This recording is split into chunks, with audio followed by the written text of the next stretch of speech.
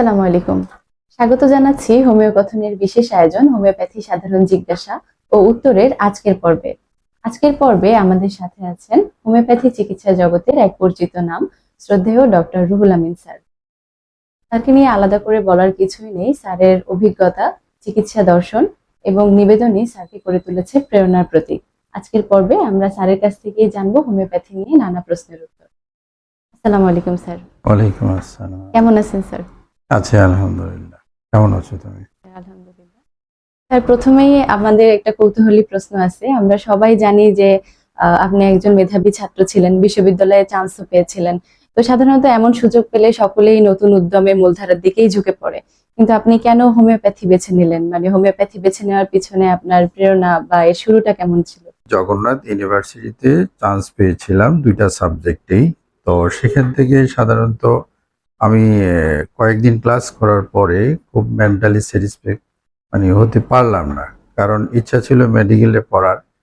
কিন্তু ওইখানে practically approach দেখানোর মতো ওই সাবজেক্টে আমি বাংলাদেশের প্রেক্ষাপটে চিন্তা করলাম যে এটা আসলে সুযোগ নেই। তো এখন মনে মনে তীব্র ইচ্ছা ছিল যে মেডিকেলে পড়া, কিন্তু যখন সেটা হলো না তখন আফসোসটা থেকেই গেল। তো সেই ক্ষেত্রে থেকে আমি আমাদের এই গভর্নমেন্ট হোমিওপ্যাথি মেডিকেল কলেজের কথা শুনতে পেলাম। সেখানে আমাদের এক সিনিয়র ভাই আমাদের ওই পাশেই মেসে থাকতো, ওনার পরামর্শ নিলাম। উনি বলল যে এটা খুবই ভালো একটা চিকিৎসা পদ্ধতি। তখন ভর্তির যে সুযোগটা ছিল, ২ মাস ভর্তি পরীক্ষার টাইম ছিল, সেখানে ভর্তি পরীক্ষার সুযোগ পাই এবং টিকে গেলাম। তো তারপর থেকে হোমিওপ্যাথির সাথে আছি। সেখানে আরো একটু আস্থাভাজন ছিল এরকম যে আমাদের এক শ্রদ্ধেয় টিচার, উনি মারা গিয়েছেন, ডাক্তার আলিবুদ্দিন স্যার। ওনার চেম্বার ছিল যাত্রাবাড়ি। ওনার চেম্বারে আমরা অনেক জটিল রোগগুলা খুব সহজেই হোমিওপ্যাথি মেডিসিনের মাধ্যমে আরোগ্য হতে দেখছি। তো সেই থেকে হোমিওপ্যাথির প্রতি আমার চরম একটা আস্থা তৈরি হয়েছে এবং সেই থেকে হোমিওপ্যাথির সাথে লেগে আছি। অনেক সময় রোগী এবং পরিবারের কাছ থেকে আমরা একটা প্রশ্ন অনেক শুনি যে সবার মনে একটা দ্বিধা থাকে যে হোমিওপ্যাথি কি আসলে শুধু উপসর্গের উপর নির্ভর করে চিকিৎসা দেয় নাকি আধুনিক ডায়াগনস্টিক টেস্টের প্রয়োজন পড়ে? এ ব্যাপারে আপনার অভিজ্ঞতায় যদি স্যার কিছু বলেন। অ্যাকচুয়ালি মানুষের শরীরে যখন কোনো একটা রোগ দেখা দেয়, সেটার বহিঃপ্রকাশটা হচ্ছে সাইন এবং সিমটমের মাধ্যমে। এটা মূলত একুইট কেসের ক্ষেত্রে হয়। কিন্তু ক্রনিক কেসের ক্ষেত্রে ওই রোগগুলা খুব সিমটমগুলা এমনভাবে স্লো গতিতে আসে, এগুলো যদি খুব বেশি খেয়াল না করা হয় তাহলে এটা ডায়াগনোসিস করাটা খুব কঠিন হতে পারে। যেমন যে মাঝে মধ্যে মাথা ব্যথা হচ্ছে, চোখে ঝাপসা দেখে, মাথা ঘোরানো প্রবলেম হয়, শরীরে খিঁচুনি হয়। তো এরকম সিমটম মাঝে মাঝে দেখা দেয়। আপনি যদি এই সাইন সিমটমগুলো যদি ভালো করে খেয়াল না করেন এবং সেটা যদি আপনি ব্রেইনের এমআরআই না করেন, দেখা গেছে এটা কিন্তু একটা ব্রেন টিউমারের একটা মানে সিমটমগুলো এখানে প্রকাশ পাচ্ছে। তো আপনি ওইটার ডায়াগনোসিসটা যদি আপনি ল্যাব ইনভেস্টিগেশনের উপরে ডিপেন্ড না করেন, তাহলে আপনার রোগীর যে ক্ষতিটা দিন দিন হবে সেটা কিন্তু আপনি ফাইন্ড আউট করতে পারবেন না। সেখানে অবশ্যই ল্যাব ইনভেস্টিগেশনের প্রয়োজন আছে। সেখানে সাইন সিমটম তো দেখবেনই, ফিজিক্যাল এক্সামিনেশন এবং ল্যাব ইনভেস্টিগেশন ৩টার সমন্বয় করে আপনার কিন্তু রোগটা ডায়াগনোসিস করতে হয়। তো এটাই হচ্ছে আসলে রোগ নির্ণয় করার পদ্ধতি, যে আমরা প্রথমে সিমটম দেখব, তারপরে ফিজিক্যাল এক্সামিনেশন করে এটা কনফার্ম করব। যেটা ফিজিক্যাল এক্সামিনেশন করার পরও আরও কনফার্ম হতে পারতেছি না, তারপরে আমরা ল্যাব ইনভেস্টিগেশন করে আমরা কনফার্ম করব যে দিস ডিজিজ ডায়াগনোসিস, এভাবেই ডিজিজটা ডায়াগনোসিস হবে। শুধু উপসর্গ না, হোমিওপ্যাথিতেও ল্যাব ডায়াগনস্টিক টেস্টের অনেক প্রয়োজন পড়ে। স্যার, অনেক সময় আমরা দেখি যে রোগীরা চিকিৎসা নেওয়ার পরে দু একবার আসে, মানে দু একবার চিকিৎসা নেওয়ার পরে তারপরে আর ফলো আপের জন্য আসে না। তো হোমিওপ্যাথিতে ফলো আপের গুরুত্বটা যে কত জরুরি এটা আসলে অনেকেই জানে না। তো ফলো আপের গুরুত্ব নিয়ে যদি একটু আমাদেরকে কিছু বলতেন স্যার। ফলো আপের গুরুত্ব তো অবশ্যই আছে। আপনি যখন একটা পেশেন্ট আপনার কাছে আসবে, তার বিভিন্ন সাইন সিমটমগুলো আপনি নোট করবেন, দেখবেন এবং সেই সাইন সিমটমগুলা মেডিসিন অ্যাপ্লাই করার পরে সেই প্যারামিটারগুলো ডে বাই ডে কমতেছে কিনা সেটা কিন্তু আপনাকে খেয়াল রাখতে হবে। তো ফলো আপটা এরকম আরো বেশি দরকার, যেমন একুইট কেসের ক্ষেত্রে আপনি চিন্তা করেন, যেমন ডেঙ্গুর ক্ষেত্রে প্রথম ৫-৬টা দিন কিন্তু প্রথম ৪ দিন জ্বরটা থাকবে, পঞ্চম ষষ্ঠ সপ্তম দিনে কিন্তু জ্বর থাকবে না। বাট এই এই সময়টা হচ্ছে সবচেয়ে ডেঞ্জারাস টাইম। এই টাইমটাতে যদি কেউ অ্যালার্ট না থাকে, তার ল্যাব ইনভেস্টিগেশন না করে প্লাটিলেট কাউন্টের দিকে যদি সে খেয়াল না করে, তাহলে তার প্লাটিলেট কাউন্ট কমে কিন্তু সে শকে চলে যেতে পারে। তো সেখানে অবশ্যই ফলো আপের কথা, মানে ফলো আপে থাকতে হবে, এবং সেই ফলো আপটা যদি না থাকে রোগীর একটা অ্যাক্সিডেন্ট হতে পারে। শুধু এটা একিউট কেসের ক্ষেত্রে না, আপনি ধরেন আরো অন্যান্য জটিল যে কেসগুলো আছে, যেমন কিছু ক্রনিক কেস আছে। আমি একটা কেসের কথা বলবো, যে অস্টিওজেনেসিস ইমপারফেক্টা। আপনারা জানেন যে এটা জেনেটিক ডিসঅর্ডার এবং এটার ওয়ার্ল্ডে কোথাও ট্রিটমেন্ট নাই। তো এরকম একটা কেসে 2টা পেশেন্ট ছিল। সেই পেশেন্টগুলা মাত্র বয়স ছিল 6 মাস। তো সেই বাচ্চাগুলা পিজি থেকে এখন যে বাংলাদেশ মেডিকেল কলেজ বিশ্ববিদ্যালয়, যেটা আগে পিজি বলতো আর কি, সেইখানে বাচ্চাগুলা থেকে মানে ট্রিটমেন্ট রিলিজ দিয়ে দেওয়া হলো যে এটার কোনো ট্রিটমেন্ট নাই। সেই অবস্থা থেকে সে হোমিওপ্যাথি ট্রিটমেন্টটা নেওয়া শুরু করলো। তো আলহামদুলিল্লাহ ওই ওষুধ খাওয়ার কিছুদিনের মাধ্যমে পরেই তার রোগটা ধীরে ধীরে কমে আসলো। আজ 2017 সনের কথা, আজ 2025। পেশেন্টটা ভালো আছে এবং তারা এখন স্কুলে যাতায়াত করে। এটা জেনেটিক ডিসঅর্ডার ছিল, ট্রিটমেন্টের নাই ওয়ার্ল্ডে, সেটা হোমিওপ্যাথির মাধ্যমে আরোগ্য হচ্ছে। এবং এটা আমরা ফলো আপে রাখছি আজও পর্যন্ত, 8 বছর ফলো আপে আছে, কোনো রকম জটিলতা তৈরি হয় কিনা। তো ফলো আপের অবশ্যই দরকার আছে, একুইট হোক এবং ক্রনিক হোক। স্যার, অনেকেই বলে যে হোমিওপ্যাথিতে নাকি সামাজিক মর্যাদা নাই, মানে চিকিৎসকদের অনেক হেলাফেলা করে। তো আসলে কি এরকম, এটা কি সত্যি, মানে হোমিওপ্যাথিক চিকিৎসকদের সামাজিক মর্যাদা নাই? আপনার অভিজ্ঞতা থেকে বলবেন স্যার। এবং এই যদি আসলে মর্যাদা না থাকে, তাহলে এটা থেকে আমরা কিভাবে বের হয়ে আসতে পারি? এটা সমাধান কি? সামাজিক মর্যাদা নাই এই কথার সাথে আমি একমত না। যেই কোনো প্রফেশনে মানুষ যদি ওই কাজটা খুব মন থেকে করে এবং খুব পারফেক্টলি করে, তাহলে মর্যাদা সব জায়গায় আছে। আপনারা দেখতে পাবেন যে এমন অনেক ভালো হোমিওপ্যাথি ডক্টর আছে যাদেরকে মানুষ মন থেকে সম্মান করে এবং তারা মানুষের মনে স্থান করে নিয়েছে। তারা এত বিজি প্র্যাকটিশনার, অনেক ক্রিটিক্যাল কেস, জটিল কেসগুলো তারা তাদের মাধ্যমে মানুষ মুক্তি পেয়েছে। তো সম্মানটা আসলে ডিপেন্ড করে মানুষের পার্সোনালিটির উপর, তার কাজের উপর এবং তার যে দক্ষতা সেগুলোর উপর ডিপেন্ড করে। একটা মানুষ এমবিবিএস ডাক্তার হলে যে তাকে মানুষ সম্মান করতেছে এমন কিন্তু না, কিন্তু মানুষ সম্মান করে তখনই যদি তার মাধ্যমে মানুষ বেনিফিটেড হয়। তো হোমিওপ্যাথির ক্ষেত্রে কিছু প্রপাগান্ডা আছে, এটা চরম সত্য কথা। সত্য কথাটা হচ্ছে এরকম যে হোমিওপ্যাথি প্রপাগান্ডাগুলো হচ্ছে, যেমন এই হোমিওপ্যাথি কোনো সায়েন্সে না, এটা অনেকেই স্বীকার করতে চায় না। তো যারা বলে যে এটা সায়েন্স না, তো কিন্তু আবার এটাকে ব্যান্ডও করে দিচ্ছে না।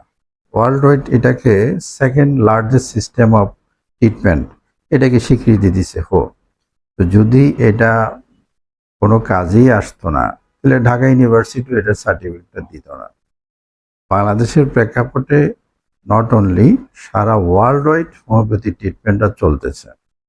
তো সেই ক্ষেত্রে এই নানান প্রপাগান্ডা দিয়ে এটাকে দূরে রাখলো, পেশেন্ট কিন্তু হোমিওপ্যাথিকে ছাড়তেছে না। মানুষ কিন্তু এত প্রপাগান্ডার ভিতরে হোমিওপ্যাথিকে মানুষ ঝুঁকতেছে। বিশেষ করে এখন যে দিনগুলা পড়ছে, যে অ্যান্টিবায়োটিক রেসিস্ট্যান্সের ফলে অনেক মানুষ হোমিওপ্যাথির দিকে ঝুঁকতেছে। পেইন কিলারের তাণ্ডবে, পেইন কিলারের কারণে মানুষের কিডনির উপর এফেক্ট হচ্ছে। তো এখন মানুষ বিকল্প খুঁজতেছে। বিকল্প খুঁজতে হলে কে আছে? সেকেন্ড লার্জেস্ট সিস্টেম হোমিওপ্যাথি আছে, কোনো সাইড ইফেক্ট নাই, অথবা এইটার যে ক্রিয়াকলাপ মানুষ হয়তো একটু দেরি করে বোঝে, বাট যখন বোঝে হোমিওপ্যাথি থেকে মানুষ কিন্তু সরতেছে না। মানুষ দিন দিন হোমিওপ্যাথির পথটা আরো বেশি সুগম হচ্ছে, মানুষ আস্থা পাচ্ছে হোমিওপ্যাথিতে, আমি এটা বলবো।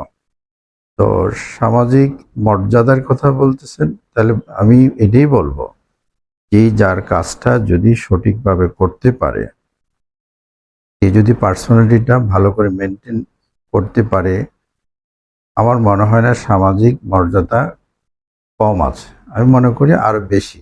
আগে আমাদের সম্পর্কে মানুষ জানতো না, এখন যত জানে তত আর বেশি কাছে আছে। এটা আমি হোমিওপ্যাথির মাধ্যমে আমি পেয়েছি।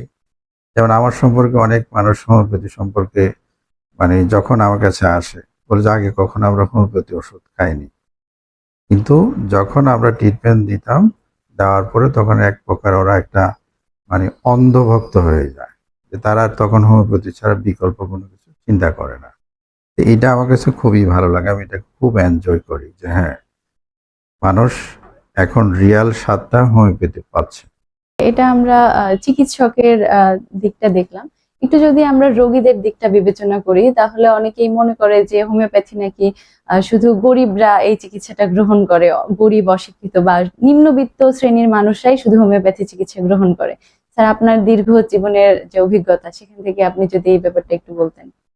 গরিব বলেন অথবা নিম্নবিত্ত বলেন অথবা উচ্চবিত্ত বলেন, চিকিৎসাটা কিন্তু সবার জন্য।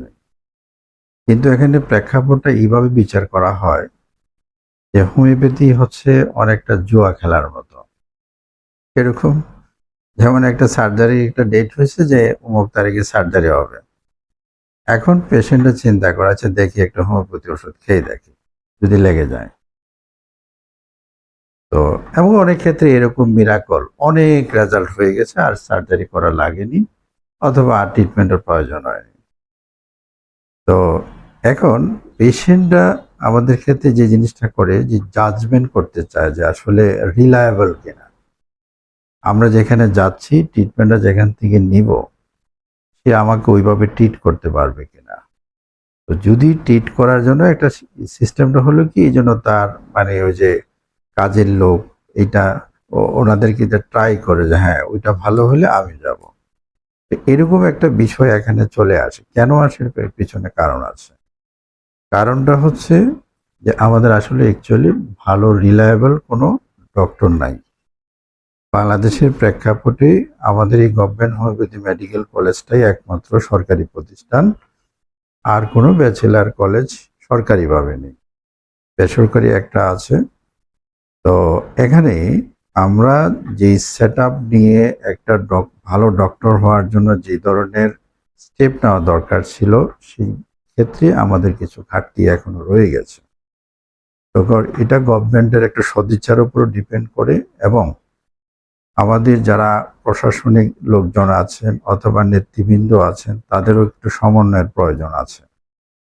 তো সেক্ষেত্রে আমি মনে করি যে রিলায়েবল ভালো ডক্টর না পাওয়ার কারণে অনেক পেশেন্ট আমাদের কাছে আসতে চাচ্ছে না। যেমন আমার কাছে একজন কিডনি স্পেশালিস্ট ডক্টর আসে, তার ফ্যামিলি এবং তার বন্ধু বান্ধবের অনেকে চিকিৎসার ব্যাপারে আমার সাথে সে জানতে চায় এবং ট্রিটমেন্ট নিয়েছে, আলহামদুলিল্লাহ সব ক্ষেত্রে মোটামুটি ভালো একটা রেসপন্স পেয়েছে। আরেকজন আসে হচ্ছে মেডিসিন স্পেশালিস্ট, তো সেও হোমিওপ্যাথি তার পুরো ফ্যামিলিতে এটা অ্যাপ্লাই করতেছে। অ্যাকচুয়ালি ওরা যেটা দেখে সেটা হচ্ছে রিলায়েবল কোনো ভালো ডাক্তার যদি পায় তাহলে তারা কিন্তু ওইখানে ট্রিটমেন্টের জন্য যায়। এটা যে শুধু গরিব অথবা নিম্নবিত্ত মানুষের জন্য চিকিৎসা পদ্ধতি এমন না, চিকিৎসা পদ্ধতিটা সবার জন্যই। ওরকম আস্থাভাজন ভালো ডক্টর পায় না বিদায়ী তারা মূলত কিছুটা পিছিয়ে আছে, আমি এটা মনে করি। তবে এই প্রেক্ষাপটটা, এই কন্ডিশনটা আস্তে আস্তে ডেভেলপ হচ্ছে। স্যার, নতুন চিকিৎসকরা অনেক সময় ভুল করে, সেই ভুল থেকে আবার তারা শিক্ষাও গ্রহণ করে। তো আপনার দৃষ্টিতে যারা নতুন চিকিৎসক হচ্ছে, তাদের সবচেয়ে বেশি তারা কোন ভুলটা করে? মেডিকেল সায়েন্স বিশাল সমুদ্র, এক্ষেত্রে হোমিওপ্যাথির জগৎটা আরো আরো অনেক কঠিন। তো এই বিশাল সমুদ্রর জ্ঞান মানে অর্জন করাটা সহজ না, অনেক একটা কঠিন কাজ। তো মূলত এমবিবিএস এর ক্ষেত্রে তারা কিন্তু 5 বছর কোর্স, তারপরে ইন্টার্নি শেষ করে কিন্তু মানে প্র্যাকটিসে বসে না। তো তারা আরো হায়ার ডিগ্রি নিতে নেয়।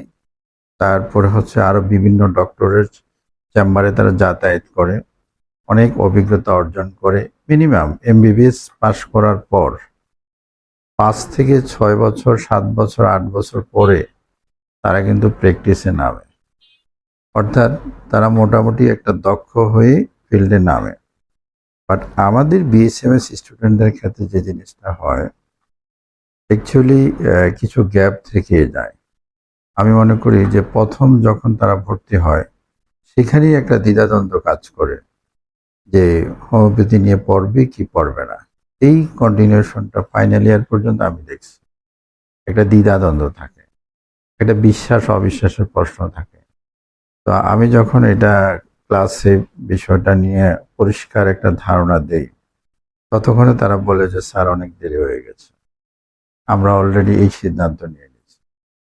তো আমি এটা কেন বললাম, এর পিছনে হচ্ছে কি, মাইন্ড সেট আপটা যদি আগে থেকে না করা হয় এবং সেটাকে নিয়ে যদি একটা নির্দিষ্ট রোড ম্যাপ যদি না করা হয় এবং সেই প্ল্যান অনুযায়ী যদি কাজ না করা হয়, তাহলে ঘাটতিটা থেকেই যাবে। আমরা তাই দেখতে পাচ্ছি।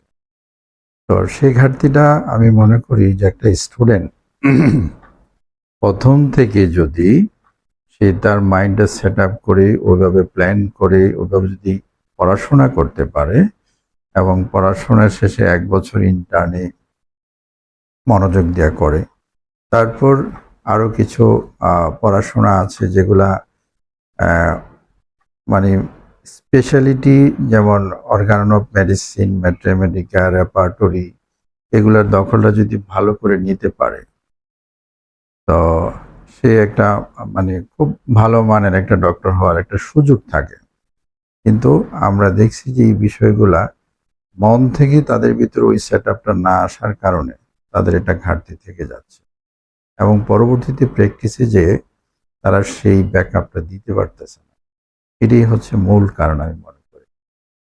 স্যার, একজন ভালো হোমিওপ্যাথিক চিকিৎসক হওয়ার জন্য শুধুমাত্র বই পড়লেই হয় না বা শুধু প্র্যাকটিস করলেই হয় না, একই সাথে পড়াশোনা এবং অনুশীলন কতটা জরুরি বলে আপনি মনে করেন? নিঃসন্দেহে এটা একটা প্র্যাকটিক্যাল সাবজেক্ট।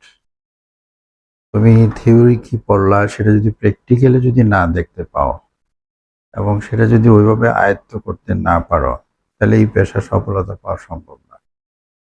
কারণ হচ্ছে যে আমরা যে মেডিসিনটা পেশেন্টের ক্ষেত্রে অ্যাপ্লাই করি, কত মাত্রায়, কি পরিমাণ, এটা আসলে ওই অ্যাপ্লাই করার পরে যদি প্র্যাকটিক্যালি অ্যাপ্লাই করার পরে কিন্তু আমরা রেজাল্টটা দেখতে পাই।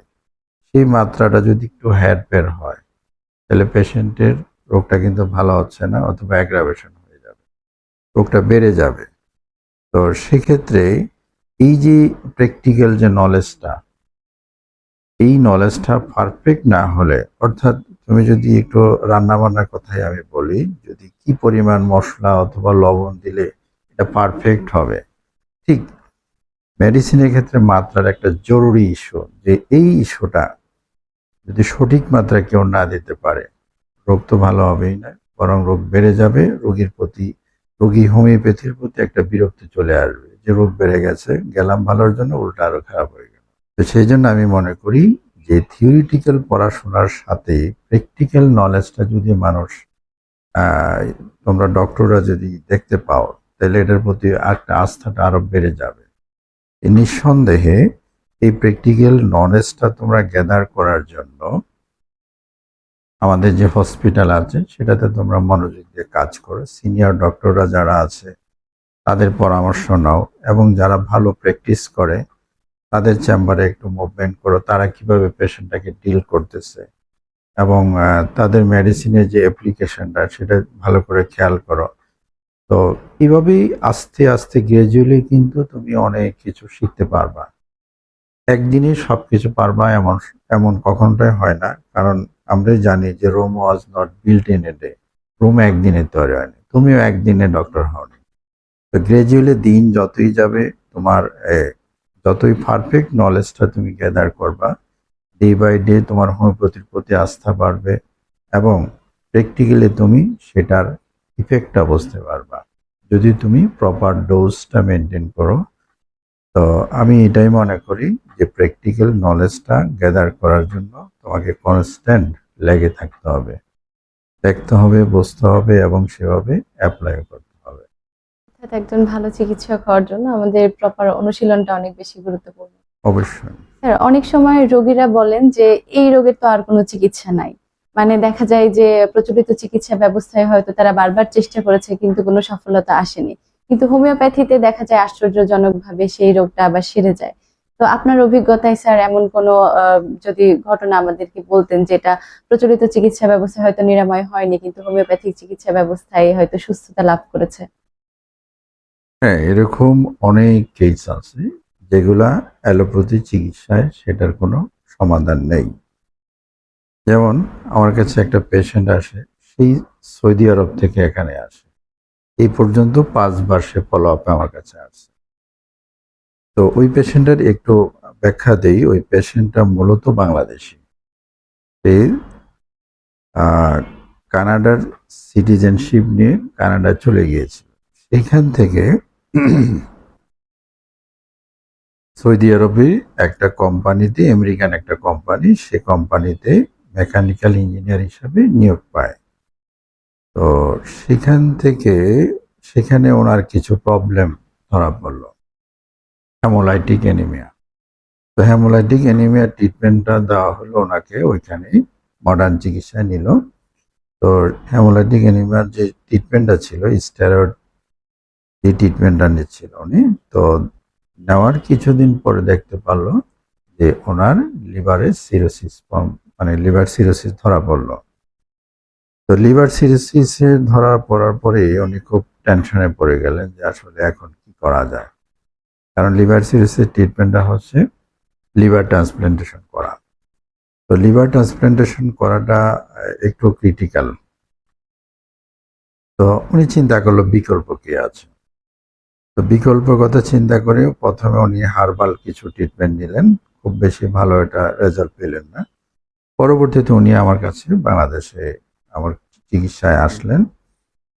সেখানে ওনাকে পর্যন্ত আমরা 6 মাস পর পর উনি আমার কাছে পর্যন্ত 5 বার আসলো। আমরা রিপোর্টে আমরা দেখে দিলাম যে আগে ওনার যে প্রবলেমগুলো ছিল, লিভার সিরোসিসের প্রবলেম ছিল। তো সেটা মেজারমেন্ট করার যে পরীক্ষাটা হচ্ছে সেটা লিভার ফাইব্রোসিন করলে কিন্তু ধরা পড়ে যে লিভার সিরোসিসে, এবং সেখানে একটা স্কোর আছে যে কেপিএ বলে, লিভার স্টিফনেস মেজারমেন্ট। তো সেই রেজাল্টে দেখা গেছে ওনারটা গ্রেটার দেন 23, যেখানে গ্রেটার দেন 15 হলেই আমরা লিভার সিরোসিস কনফার্ম হই। সেখানে ওনার মেজারমেন্টটা ছিল 23, that means confirm liver cirrhosis. তো সেখানে আমরা ট্রিটমেন্ট দেওয়ার পরে ওনার যে প্যারামিটারগুলো আস্তে আস্তে ডে বাই ডে, প্রথমে 23 থেকে চলে আসলো 17, এরপরে চলে আসলো হলো 13 থেকে এক ইয়াতে চলে আসলো 4.7।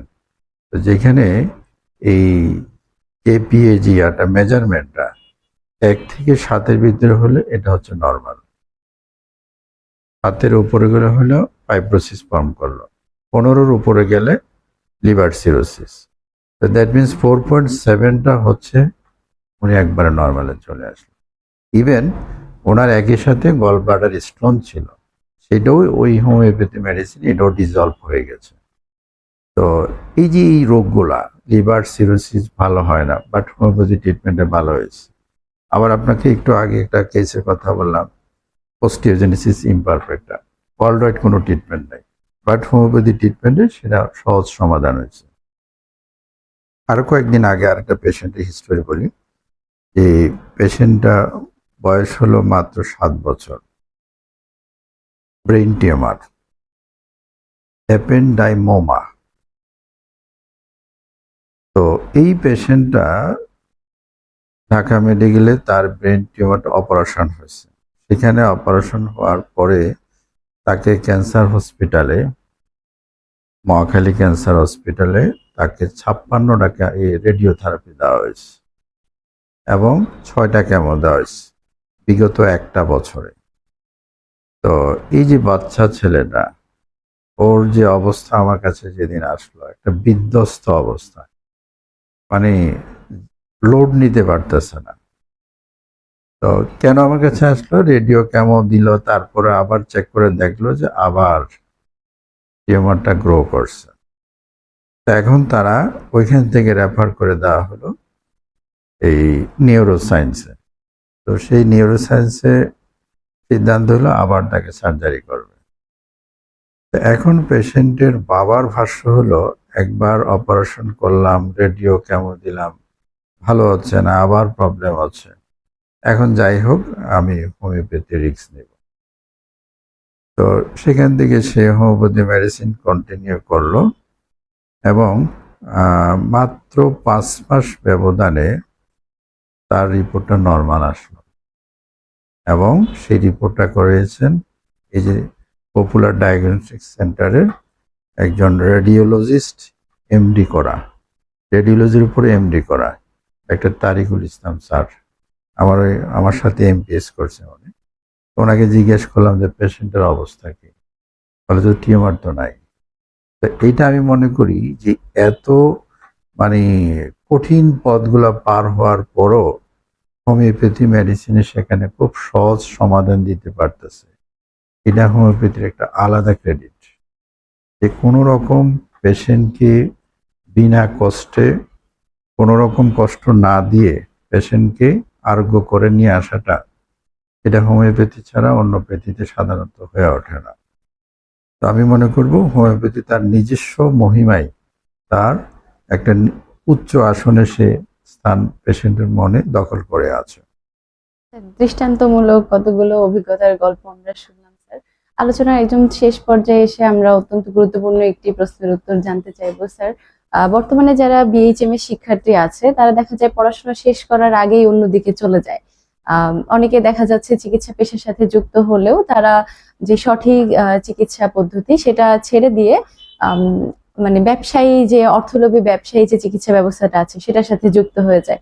তো এইটার আসলে কারণ কি স্যার, বা এটা থেকে উত্তরণের প্রক্রিয়া যদি আপনি আমাদের সাথে শেয়ার করতেন। যে কোনো প্রফেশন হোক, যে কোনো ক্ষেত্রেই সফলতা পেতে হলে ওইটা নিয়ে একটা আসলে প্ল্যান থাকা জরুরি। আমার মনে হচ্ছে যে এই ক্ষেত্রে আমাদের মেডিকেল স্টুডেন্ট যারা আছে তাদের এই প্ল্যানের একটা ঘাটতি আছে। এই ঘাটতিটা থাকার পিছনে কিছু কারণ অবশ্যই আছে। এক হচ্ছে তারা মিসগাইডেড হয়। ডাক্তার হওয়ার যোগ্যতা অথবা ভাগ্য সবার হয় না। ডাক্তারি প্রফেশনটা এমন একটা সম্মানের, মানুষ যদি এটা খুব মন থেকে ফিল করে তাহলে আমি মনে করি যে সেখান থেকে সে ডিসপ্লেস হওয়ার কোনো কোনো কারণই থাকতে পারে না। আমি একজন মাওলানা সাহেবকে দেখছি যে উনি খুব আক্ষেপ করে বলছেন, উনি বাংলাদেশে খুব জনপ্রিয় একজন ইসলামী বক্তা। উনি বলল যে কেন যে আমি ডাক্তার হলাম না। তোর অর্থটা হচ্ছে এই, একটা অসুস্থ মানুষ যখন চিকিৎসা নিতে আসে, সৃষ্টিকর্তার পরেই কিন্তু ডাক্তারকে বিশ্বাস করে এবং সে আস্থাটা অর্জন মানে ডাক্তারের উপরে রাখে। এখন সেই জায়গাটা আমরা যদি তাকে প্রপার ট্রিটমেন্টটা দিতে পারি এবং সে যদি সুস্থ হয়, মন থেকে যে দোয়াটা আসে সেটা মানে টাকা দিয়ে সেটা কোনোদিনও ফিল আপ করা যাবে না। মেন্টাল স্যাটিসফ্যাকশনটা এত বেশি এখানে পাওয়া যায়। যেমন আমার ক্ষেত্রে দেখছি যে অনেক বয়স্ক মহিলারা আচ্ছা মানে বাবা এটা সেটা অনেক রকমের ডাকে, যে ওষুধ খায় আমার খুব ভালো লাগছে, অনেক সময় কান্নাও করে দেয়। আমি মনে করি যে এটা আমাদের ক্ষেত্রে একটা বিশাল স্যাটিসফ্যাকশন। টাকা বড় কথা না, একটা মানুষ ভালো হচ্ছে, মন থেকে দোয়া করতেছে, সেই সেই জায়গাটা ডাক্তাররাই সাধারণত ফিল আপ করতে পারে। এখন যে প্রশ্নটা দাঁড়াইলো যে কেন স্টুডেন্টরা এখান থেকে অন্যদিকে চলে যায়। এক, আমি মনে করি এটা নিয়ে তারা কখনোই প্ল্যান করেনি। মানুষ যদি মন থেকে কোনো একটা জিনিস ভালোবাসে, মানুষ যতই ইয়া হোক ওই জিনিসটাকে ছেড়ে যায় না। যে কোনো বিষয়ে মানে একটা ভালো লাগলে অনেক কষ্টে অনেক পরিস্থিতিতে কিন্তু সেটাকে লেগে থাকে। এখন আমাদের ক্ষেত্রে যে স্টুডেন্টগুলা, এখানে মোট কথা হচ্ছে তারা ভালো জায়গা চান্স পায়নি, যার কারণে হোমিওপ্যাথিতে আসছে। নাম্বার ওয়ান একটা। দ্বিতীয় কথা হচ্ছে এখানে আসার পরে কিছু মিসগাইডেড হয়েছে। তারপরে হচ্ছে আমাদের যে একাডেমিক যে কিছু বিষয় আছে সেখানেও তারা কিছুটা হতাশা ছিল। একাডেমিক ভাবেও তারা ওরকম যেরকম সাপোর্ট পাওয়া দরকার সেখানে কিছু ঘাটতি আছে, থাকবে, সব প্রতিষ্ঠানে আছে। তো তারপরও এইসব বিষয়গুলা খুব বেশি মুখ্য বিষয় না। এখন অনলাইনের যুগ, মানুষ চেষ্টা করলে নিজেকে ডেভেলপ করতে চাইলে অনেকভাবে কিন্তু ডেভেলপ করতে পারে। তো আলটিমেটলি একজন ভালো ডাক্তার হওয়ার জন্য নিজের ইচ্ছাটা চরম থাকতে হবে যে আমি ভালো একজন ডক্টর হব, এবং কিভাবে হব সেই রোডম্যাপটা সে নিজে তৈরি করবে, এবং নিজেকে তৈরি করার জন্য যা যা করার দরকার সেভাবেই প্রস্তুতিটা নিতে হবে। আমরা দেখতেছি যে অনেকে বিসিএস ক্যাডার হওয়ার জন্য দিন রাত মানে 24 ঘন্টার ভিতরে 18 ঘন্টায় পড়াশোনা করে। আমি মনে করি যে এই যে পড়াশোনাগুলা করলো তারা, তো যারা লাকিলি চান্স পেয়ে যাচ্ছে তারা হয়তো জ্ঞানটা কিছু কাজে লাগতেছে, কিন্তু এমন অনেক জিনিস আছে দরকারই ছিল না এগুলো। কিন্তু হোমিওপ্যাথিতে এই পড়াশোনাটা যদি 1-2 বছর ভালো করে পড়াশোনা করা যায় তাহলে সেই এই প্রফেশনে অনেক ভালো করবে, এবং যে ভালোটা মানে এখন দেখতে পাবে না, জীবনের একটা পর্যায়ে যে হিসাব করবে যে হ্যাঁ আমি যেখানে আসছি সেখানে আমি কতটুকু কি পেলাম, এবং সেখানে সেই হিসাব করে অবশ্যই শুকরিয়া আদায় না করে থাকতে পারার কথা না। অনেক ধন্যবাদ স্যার আমাদের সব প্রশ্নের উত্তর এত সুন্দরভাবে দেওয়ার জন্য। আপনার শত ব্যস্ততার মাঝে আমাদেরকে আপনার মূল্যবান সময় দেওয়ার জন্য আন্তরিকভাবে কৃতজ্ঞতা জানাচ্ছি। দর্শকবৃন্দ, আশা করছি আজকের আলোচনার মাধ্যমে আপনাদের অনেক প্রশ্নের উত্তর মিলেছে। আমাদের এই সিরিজ চলতে থাকবে নতুন নতুন অতিথিদের নিয়ে, নতুন কোনো আলোচনায়। আজ এই পর্যন্তই, দেখা হবে নতুন কোনো পর্বে নতুন কোনো অতিথিকে নিয়ে। সে পর্যন্ত ভালো থাকবেন, সুস্থ থাকবেন। আসসালামু আলাইকুম।